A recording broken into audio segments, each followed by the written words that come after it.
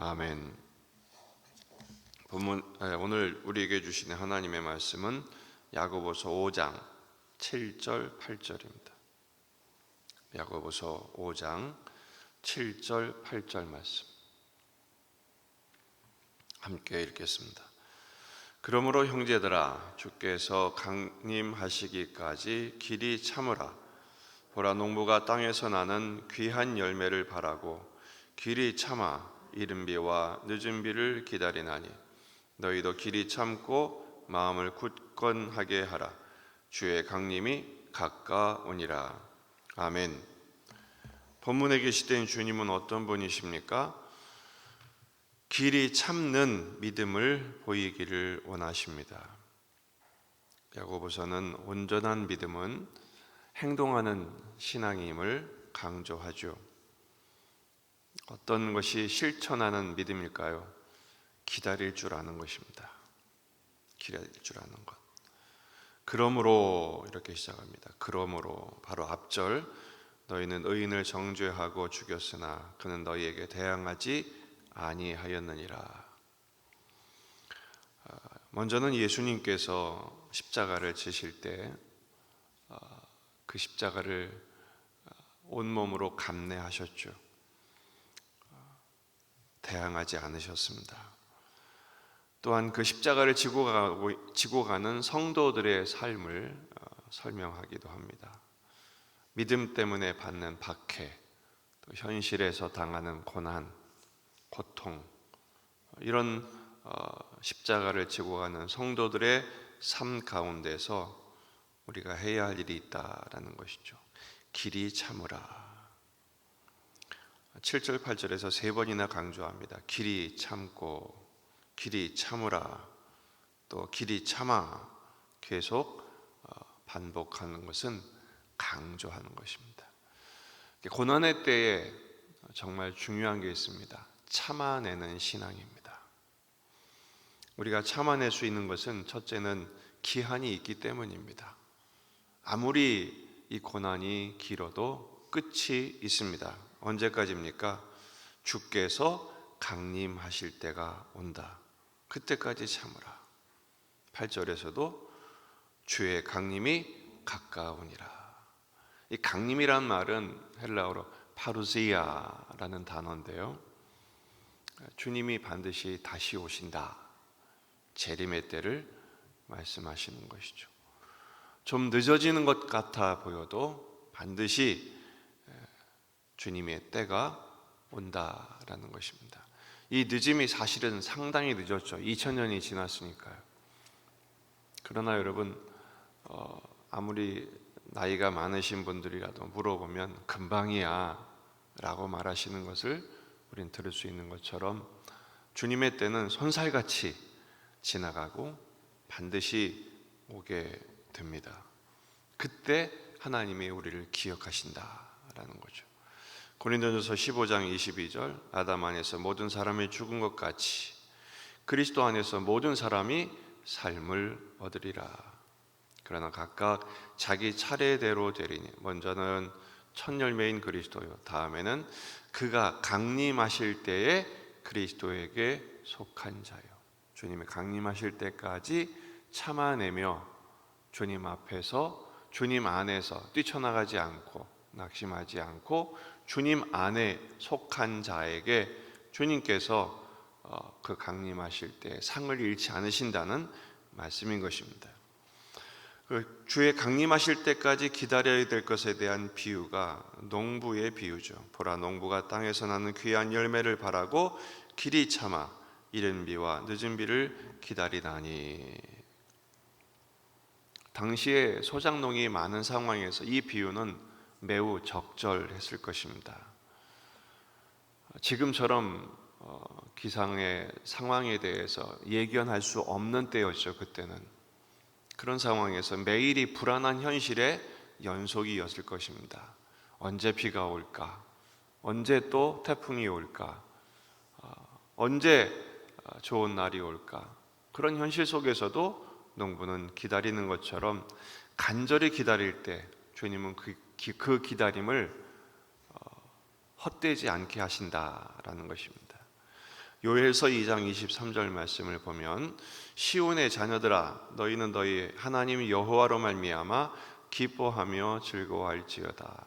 그가 너희를 위하여 비를 내리시되 이른 비를 너희에게 적당하게 주시리니 이른 비와 늦은 비가 예전과 같을 것이라. 이미 나라는 망했고 성전은 회파됐으며 지금은 앞이 보이지 않는 고통과 눈물의 현실임에도 불구하고 선지자를 통하여 하나님은 약속하십니다. 하나님께 돌아와라.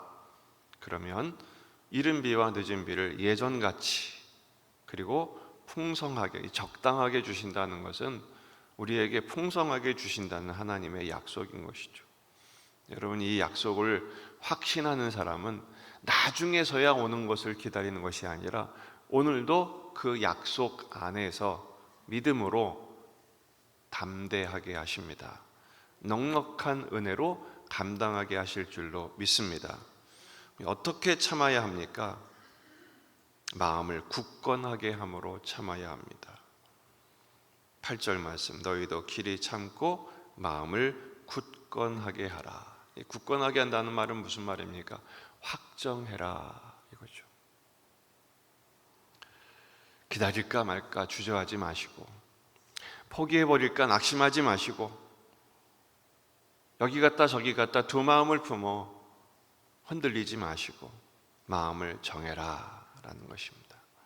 야고보서 1장 2절에서 이미 하신 말씀이 있습니다. 내 형제들아 너희가 여러 가지 시험을 당하거든. 한두 가지가 아니죠. 한두 가지면 견딜만 합니다. 근데 전방위적으로 오면 참 감당하기가 힘들어요. 근데 사도는 말합니다. 이런 여러 가지 시험을 당하거든 온전히 기쁘게 여기라. 그러니까 마음을 굳건하게 하라는 것은 이를 악무는 정도가 아니라 오히려 드디어 주님이 하시는구나, 주님이 하실 것이구나, 주님이 나와 함께 계시구나 라는 증거로 삼으라는 것입니다. 실제로 선교를 한다든지 교회에 중요한 일을 한다든지 하나님 나라의 일을 할 때 참 전방위적으로 어려움을 당할 때가 있습니다. 오히려 참 궁금하죠. 아니 주의 일을 하겠다는데, 복음을 전하겠다는데, 하나님 나라를 위해 하겠다는데 왜 이렇게 힘들게 하실까? 전에는 그랬는데 여러 번 당하고 나니까 하나님이 뭔가 보이시려는 거구나, 이런 마음의 확신을 갖게 돼요. 그것과 같이 마음을 굳건하게 하라는 것입니다. 이 시련이 목적이 있기 때문입니다. 이는 너희 믿음의 시련이 인내를 만들어내는 줄 너희가 알미라. 인내를 온전히 이루라. 이는 너희로 온전하고 구비하여 조금도 부족함이 없게 하려 함이라. 너희 중에 누구든지 지혜가 부족하거든 모든 사람에게 후히 주시고 꾸짖지 아니하신 하나님께 구하라. 그리하면 주시리라. 믿음을 갖고 이 시련이 오히려 우리를 온전하게 만드시는 하나님의 연단의 과정임을 믿고 지혜를 구하면서 감당해내자라고 권면하시는 것입니다. 성경에는 기다리는 사람들이 많이 나옵니다. 평생을 성전에서 아기 예수님을 기다렸던 시몬과 안나같이, 또 주님의 약속을 기다렸던, 수십 년을 기다렸던 믿음의 선배들같이 기다림의 달인이 계시죠. 예수님이셨습니다. 그 앞에는 즐거움을 위하여 십자가를 참으시며 때를 기다리신 예수님처럼 우리도 기다리기를 주님은 기대하십니다. 데살로니가전서 3장 13절, 너희 마음을 굳건하게 하시고 우리 주 예수께서 그의 모든 성도와 함께 강림하실 때에 하나님 우리 아버지 앞에서 거룩함에 흠이 없게 하시기를 원하노라. 마지막에 웃는 사람이 진정한 승자죠. 주님 강림하실 때 하나님 앞에서 거룩하고 흠이 없는 존재로 우리를 빚으시기 위해서 오늘 용광로를 통과하게 하시는 거예요. 정금같이 우리를 단련하시는 것입니다. 농부는 기다림으로 마땅한 결실을 풍성하게 얻게 하십니다. 우리 역시 마찬가지죠. 인생의 농부 반드시 결실하게 하실 것입니다. 이 믿음을 갖는 우리에게 주님이 권면하십니다. 고린도전서 15장 57절, 우리 주 예수 그리스도로 말미암아 우리에게 승리를 주시는 하나님께 감사하노니 그러므로 내 사랑하는 형제들아 견실하며 흔들리지 말고 항상 주의 일에 더욱 힘쓰는 자들이 되라. 이는 너희 수고가 주 안에서 헛되지 않다 확정하십니다. 우리는 흔들리지 마십시다. 망하지 않습니다. 주님 붙드십니다. 앞이 보이지 않는, 답이 없는 현실 속에서 오늘도 우리는 하루를 살아가야 합니다. 그러나 염려하지 마십시오. 어디를 가든지 주님 우리와 함께 하십니다. 우리를 도우십니다. 주님 내 편에 서서 항상 도우시리. 주님과 함께 동행하는 천국의 삶을 누림으로 오늘도 승리하게 하시는 그의 은총을 충만하게 누리시기를 주의 이름으로 축원합니다. 기도하십시다. 말씀을 붙들고 우리 자신과 가정과 교회와 이 지역의 복음화, 민족의 복음화, 세계 복음화를 위해서, 환우들을 위해서, 군에 있는 아들들을 위해서, 또 주일에 있을 재직 수련회를 위해서 기도하시고, 또 여러분 가져온 기도 제목들을 가지고 간절히 기도하시다가 돌아가시겠습니다. 다 같이 기도하겠습니다.